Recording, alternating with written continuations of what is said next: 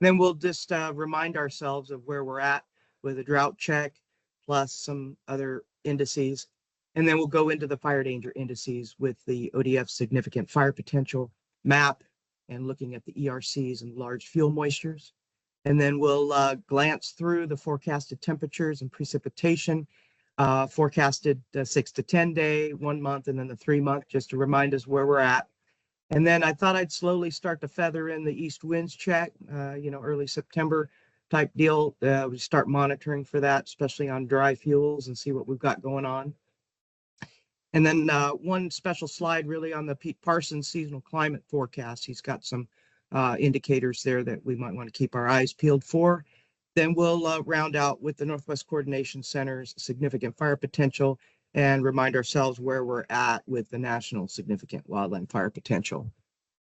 So right into it here with the National Weather Service watches, warnings, and advisories. We've got pretty much one of each in all parts of the state. We've got extreme heat continuing really through Wednesday, heat advisories to Tuesday on the east slopes of the Cascades, red flag warnings, Central Oregon, top of the Flat Fire, red flag for lightning down in Southern Oregon and Klamath areas, extreme heat really continuing to 8 p.m.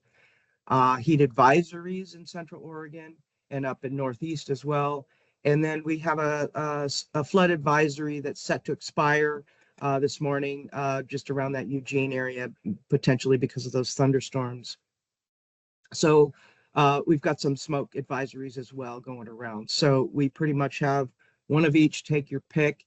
We're in the thick of it right again here in fire season.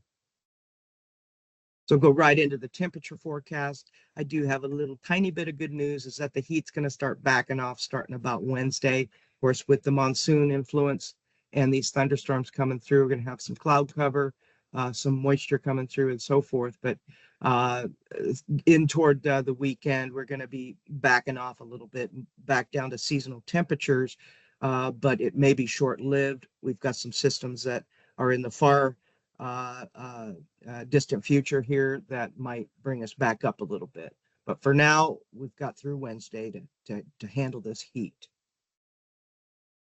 And so we've got the North American monsoon influence. We talked about this early in the season, just to remind us what drives our summer and fire season weather.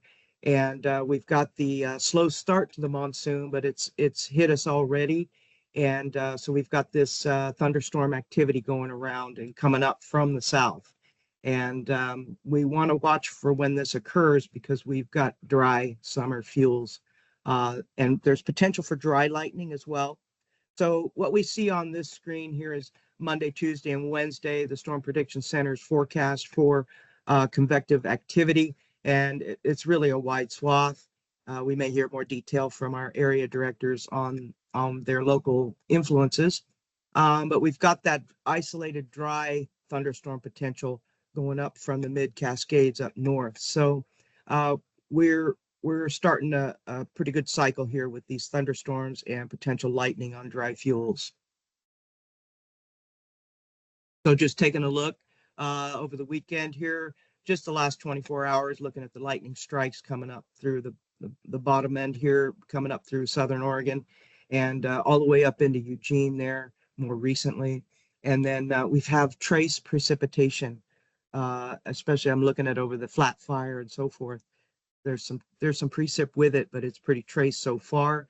Northwest Coordination Center forecasts that it'll increase. The precip will increase as we go through the week. That's good. So looking at ODF's thunderstorm probabilities, thanks to Pete Parsons, keeping this up to date for us. We've got the wet thunderstorms on the left side and the potential for dry thunderstorms on the right. So I just kind of look at them all. There's more higher probability for wet thunderstorms than there are for dry. That hopefully is a little bit of good news. So we're looking forward to the moisture that is going to come wherever it might come. So far, only trace amounts, but maybe localized more amounts. So with that, looking at that probability of precipitation from the National Weather Service, And so the thunderstorms, in confirming with NWCC, the Northwest Coordination Center, they're going to start out dry. The thunderstorms are going to start out dry, and they're going to become a little bit wetter over time. And so you can see just a flash through the week here, the kind of the pattern of where the moisture is headed, and it will trail off toward the northeast as we head toward the weekend, and then dries out a little bit again on Friday. But we've got a little bit of moisture that's peeking through Northwest Oregon as we approach that weekend. So we'll be looking forward to that.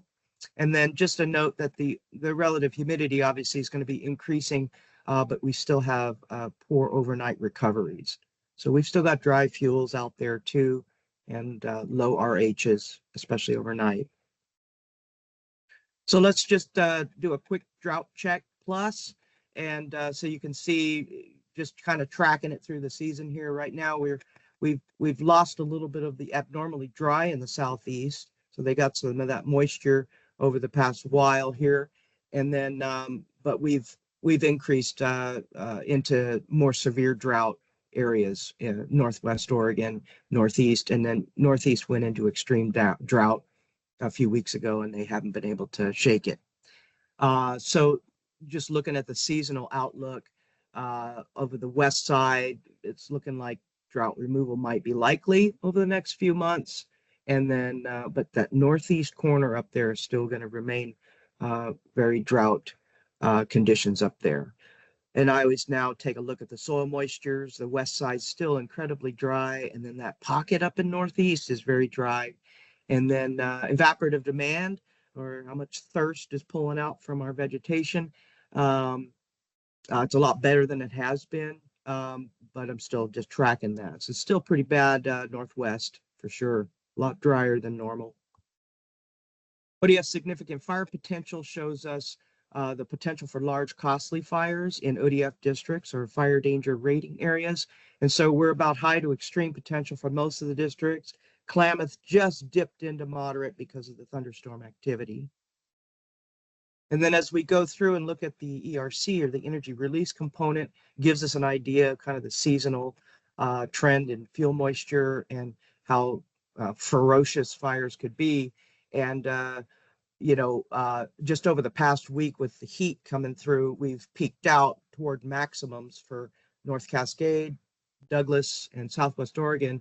And then everything's forecasted to drop a little bit. So a little bit of a breather. We do have the thunderstorms coming in, but it's going to bring those temperatures down, some cloud cover, a little bit of moisture here and there. So the forecast is for it to kind of decrease, but we're still above average, and we're coming down off of maximums. So we're not out of the woods. Same thing looking over at the east side, Klamath Lake, Prineville Sisters, Northeast Oregon. They've been in kind of better shape because they've had a lot of systems come through, thunderstorm systems, and even hail. Remember the hail event they had in July out there in Bend. And so again, forecasted to come down a little bit, and Klamath is below average right now, and that's good. But the others, Prineville Sisters and Northeast Oregon, they're still above average. And then those fuel moistures over the past week or so, it's the heat and the low humidity, very dry, brought those fuel moistures down, but they're forecasted to increase. So we're just looking at the west side here, Southwest Oregon just barely below average. And then we'll take a look over at the east side. Again, Klamath Lake is in a little bit better shape, coming back down to average with the thunderstorm activity going on right now. Sisters, Prineville, above average, and same for Northeast Oregon, but going up much better fuel moistures there. This is just a glance at the potential for dry east winds. We've already had them over the past week here with this heat coming in, but just we're starting to monitor this now, looking at some of the stations in like the Southern Cascades, higher potential for east winds in the Southern Cascades today. And so as we go through, we can review these in each of our briefings and see where's the hot spots are going to be for potential east winds.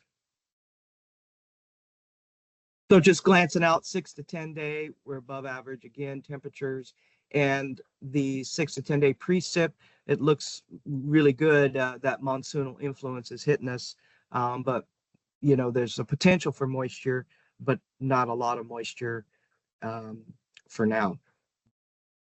And then just a reminder, monthly temperature and precip above normal for September, and not a strong signal for a lot of Oregon for the precip in September, but definitely southeast is going to be below. And then just a glimpse into the future here, September, October, November. Again, potential for above normal temperatures going all the way in through September and October for sure. So I wanted to show you guys Pete Parsons' seasonal climate forecast. Now I've captured his maps from just September, so we can just see where we're at right now. But the main point here for September is that there's going to be this continued ridging, which means high pressure and heat and drying. And so we're going to see a continued threat of 100-degree plus temperatures throughout the mid-month, maybe even the Willamette Valley, that kind of thing. So we're coming out of a heat wave now, but it's pretty likely we'll see a little bit more heat wave activity, maybe not long duration, but a little bit more heat still coming at us in September. And then just a forewarning, we'll get into this as we head through the season. Pete Parsons mentioned that one of his analog years that he uses to generate these forecast graphics is that there was a substantial wind event in one of the years that he was looking at in October, focused on those western zones, but it came from the south and southwest off the ocean. So we're going to keep our eyes peeled as we head into October for that. But that's just a heads up. But for right now, September, continued ridging is expected. Northwest Coordination Center outlines the week here. I just highlighted today, and then tomorrow we've got the lightning happening, and you'll hear more about that from the areas, I'm sure. But just that swath through central Oregon is on the alert. Just a reminder, the national potential outlook here, we're still in it. We're in August, at the end of August. But we've still got September to get through, and that bottom right map there looks pretty similar to August. So we're in it, and we're back in it again this week. So we've got the continued heat through Wednesday. There's some relief approaching the weekend from the heat. We do have the monsoonal influence coming in, including that dry thunderstorm potential on our dry fuels. Field fire danger indices continued high to extreme. We've got a slight breather with areas that do get the wet thunderstorms. And the forecasts are calling for continued above normal temperatures and above normal fire activity for all of the Pacific Northwest. And with that, that's end of report, Blake. Thank you. Yeah, thank you, TZA. Another great one. Really do appreciate it. Moving to current fire situation, currently showing a national preparedness level of 4 with a Northwest region preparedness level of 3. And to match that, ODF's activity level is at 3. Currently showing 2 large fires in Oregon and 2 large fires in Washington, with 2 CIMTs currently deployed. One being the Flat Fire in Central Oregon, north of Sisters. And the second, I believe, is a mobilization for the Immigrant Fire burning on the Willamette National Forest. Let's see here. ODF IMTs deployed. We currently have Team 3 deployed on that Flat Fire. Team 1 is up and available, and Team 2 is back in rotation. For statistics, showing a total of 774 fires on ODF to date for 19,784 acres.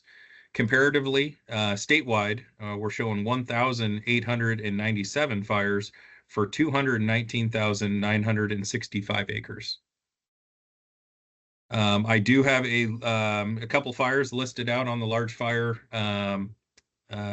tracker, currently showing flat at 21,971 acres, 5% containment.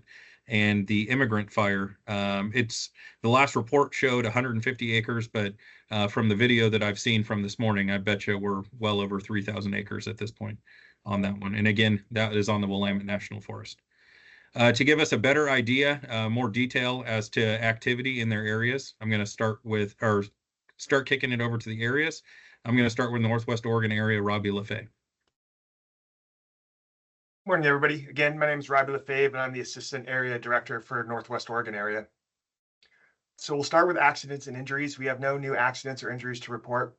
So just a thank you to everyone out there that's doing a good job staying safe.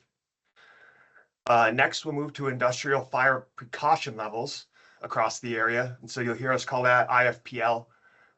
And so the IFPL is 1 along the coast in West Oregon 1 and Northwest 1, and IFPL of 2 across the rest of the area. Moving on to public use restrictions, we're low in West Oregon 1 and moderate in West Oregon 2 and Northwest 1 and high elsewhere across the area. In terms of new and evolving fires, we had received multiple lightning strikes this morning, and we're not seeing a lot of precipitation with those cells. So we are currently on the ground checking for any new starts, specifically really in the North Cascade district. So that's where we're going to focus a lot of our efforts. Over the last week, the initial attack across the area has been light. Currently, we have 43 Northwest Oregon employees assigned to outside of the area. In terms of severity needs, we currently do not have any. I do want to thank South Fork and Coffee Creek for their effort over the weekend. We use them on severity funds to stage across the area should we need initial attack, and it's nice for both of those institutions to help us out. So just a big thank you to them for their help on the weekend. And then, as we think of Labor Day in Northwest, this is kind of like the worst part of our fire season. This is when we really get into it. And so I just ask for everyone to do all they can as we recreate this weekend, go out there and enjoy it, but be safe, be smart, and follow any local regulations and reach out to the districts for that.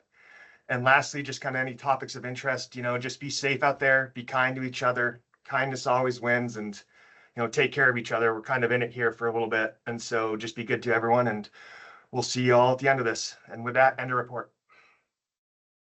Yeah, thank you, Robbie. We're going to move to Southern Oregon area, Dave Larson. Good morning, everybody. Over the course of the week, we did have one vehicle accident, non-injury. And we also, this morning, I was informed, we did have a injury to a firefighter there in South Cascades, had suffered some burns to the hand and forearm. So they're being treated for first aid. Fire danger is extreme in Southwest Oregon and DFPA. It's high elsewhere. We're looking at IFPL 2 inland, with the exception of an IFPL 3 on DFPA and 1 along the coast. The weather, as we've talked about, hot, dry, will continue with isolated thunderstorms. We do have red flag warnings up for abundant lightning and dry fuels covering Southwest Oregon District, the eastern half of Douglas, and moving up into Lane County. That red flag warning will be in effect from 1 o'clock this afternoon till 9 p.m. We're looking at temperature is going to be in the triple digits, about 100 degrees in the Rogan-Umpqua Basin, look about the mid 90s in the Willamette and 70s over on the coast. And we'll see humidities around 25 to 35% range.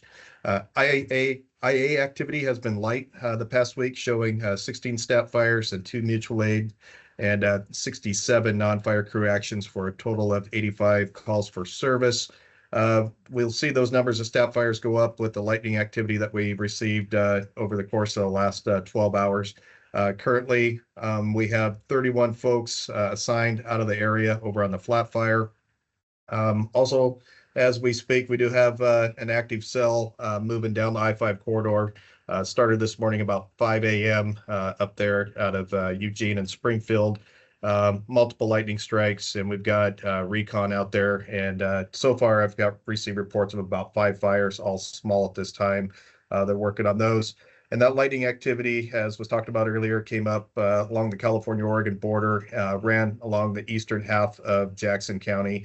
And so we're helping our partners out there, numerous fires on the Rogue Siskiyou National Forest, the Umpqua, and the Willamette.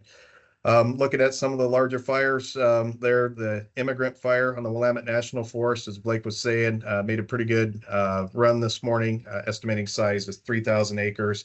PNW, Cement Team 13, Gales, they'll assume command of that fire.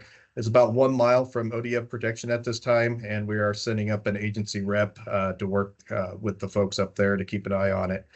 Issues and concerns as we move on through the next couple of days is going to be the thunderstorms and the new and emerging fires that are the result. That's in the report, Blake, unless there's any questions. Yeah, I'll stand by for questions for Dave. Not hearing any. Thank you, Dave. Appreciate it. Moving over to EOA, Gina. Good morning, everyone. My name is Gina Miner. I'm the Assistant Area Director for Eastern Oregon area. I'll start off with safety. I currently have no safety incidents to report for EOA, so continue that good work and stay safe. All districts in Eastern Oregon are in high fire danger with the exception of Walker Range that is still in extreme. We are sitting at IFPL 3 and MH4 and MH1. In the last week, we have responded to 22 fires between ourselves and cooperators, with that number expected to increase with the dry fuels and lightning in the forecast through the week. And as always, we'll have expected holdover from all the lightning that we have already received. The fire of note, the flat fire, ODF Team 3 and OSFM Red Team have been deployed to that fire located near Sisters, Oregon. It is currently sitting at 21,971 acres and is listed at 5% containment. There are currently 1,273 personnel listed as resources on this fire. And with the short break in weather overnight, they have been able to catch all spot fires and line the fire. They are hoping to continue that progress over the coming days, but there is a red flag warning through 9 p.m. tonight and a heat advisory in effect through Wednesday. Evacuations for that fire are still in place and being managed by Deschutes and Jefferson County Sheriff's Office. And I do just want to say that our hearts go out to the community affected and those who have already lost their homes, and we're doing all that we can. There is a community meeting tonight at 6 p.m. at Sisters High School that will be streamed through the Sisters Camp Sherman Fire Department Facebook page if you would like to tune in. On that note, we continue to utilize all of the severity aircraft that was hosted across the area, and it was heavily engaged on that fire. And they are a huge asset to our continued success. I would like to mention that Lower Bridge RFPA, as well as members of Ashwood Antelope RFPA, have been engaged on the flat fire since it started, and their hard work and local knowledge has been a great asset to help lessen the impact on federal and private ground. EOA would like to extend our thanks to all of the RFPAs in Eastern Oregon that continue to be a great asset in the complete and coordinated system. And lastly, I would just like to extend my thanks to all personnel that continue to answer the call and come to Eastern Oregon and help us aid in our partnership and teamwork. Please continue to stay safe and keep up the great work. End of report, unless there's any questions. Yeah, thank you, Gina. Standing by for any questions. Not seeing or hearing any. Thank you, Gina. Moving to crew resource availability, currently showing 489 crews available through ODF's system. Currently have 29 out in the field, including 25 on flat, 2 on Burnt Mountain, and various other fires. Next, we're going to get into aviation resources. Sarah. Good morning, everyone. My name is Sarah Prout, and I serve as the State Aviation Coordinator. To date, our severity aircraft have flown a collective 908 hours. Helicopters have delivered 1,932 buckets of water, 35 firefighters, and 3,000 pounds of equipment. Collectively, all of our aircraft have delivered 1.6 million gallons of water and fire chemicals to incidents across the state. Just to provide a little bit of context on those aircraft statistics, the 10-year average for total season flight hours for our severity aircraft is 1,058. At this point, we are at approximately 86% of the 10-year average, with 2 to 3 weeks of remaining contract availability pending any contract extensions. The agency multi-mission aircraft 9000 Victor has returned for maintenance and is activated for night missions starting tonight out of Salem or potentially Prineville, pending weather conditions. The call when needed MMA 88 November is available for night missions through September 1st out of Prineville Airport. To date, all multi-mission aircraft flying on behalf of ODF have detected 84 fires across the state, And this figure includes federal IAA resources, contracted aircraft, and state aircraft. Weather conditions have caused difficulty in fulfilling requests, but crews are working hard to meet the needs as weather permits. Call when needed resources. The competition has been moderate this season, but to date, the agency has not had any unmet aviation resource needs. Due to ongoing aircraft manager shortages, the agency has been utilizing federal and other out-of-state managers to fill gaps in coverage or to provide relief days for our agency personnel. And we greatly appreciate all states that have provided these critical personnel. Pending any questions, Blake, that's all I have for today's briefing. I'll hold for questions. All right, you're off the hook, Sarah. Thank you. Moving to our safety message with Eric. Hey, thanks, Blake. Eric Panetta, Safety Consultant, ODF. So as you heard, we haven't had any yellow sheets, but we did have one injury this morning.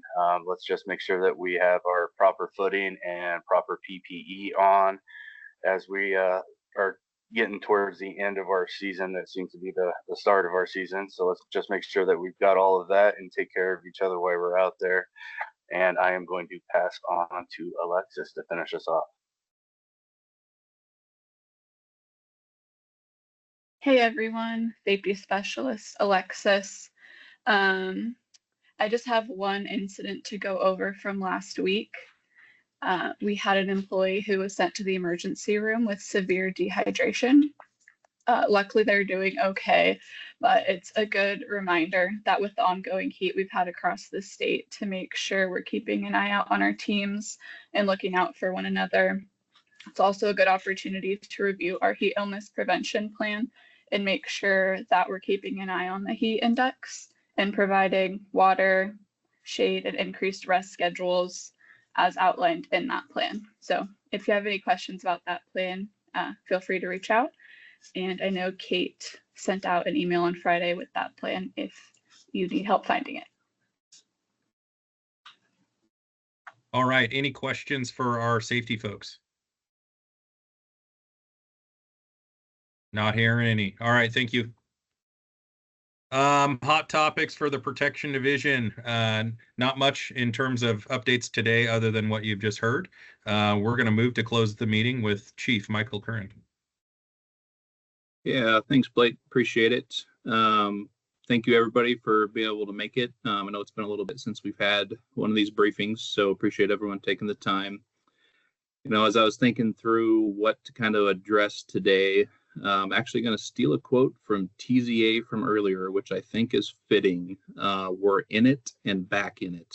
I think that's fitting for where we're at right now. There's been a lot of talk about this lull we've been in over the past 4 to 5 weeks, but I think we need to be very careful in how we talk about that. We for sure have been in a lull just from a large fire activity, but not in a lull just from fire starts over the past 5 weeks. And there has been a lot of really good work out at the district level and at the Salem level supporting the districts. There's been a lot of new starts out there and a lot of quick, aggressive initial attack that we need to highlight. And those are those fires that no one's ever going to hear of because they never did get large. And that has been happening over the past 5 weeks, given the conditions we have been in. So just want to give a shout out to all of our boots on the ground firefighters and the staff that are supporting them for the good work over the past 5 weeks.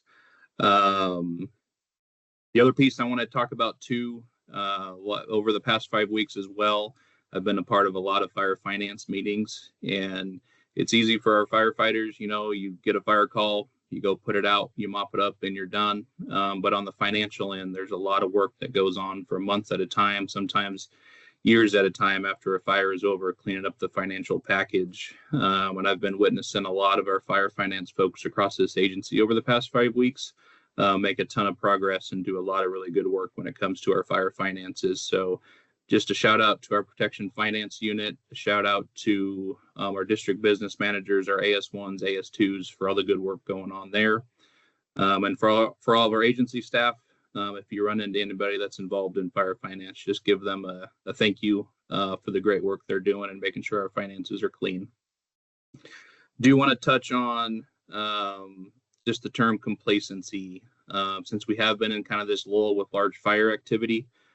given the conditions we're currently experiencing. And obviously we're seeing it with the flat fire popping up and some of the stuff going on in Southern Oregon right now with the lightning.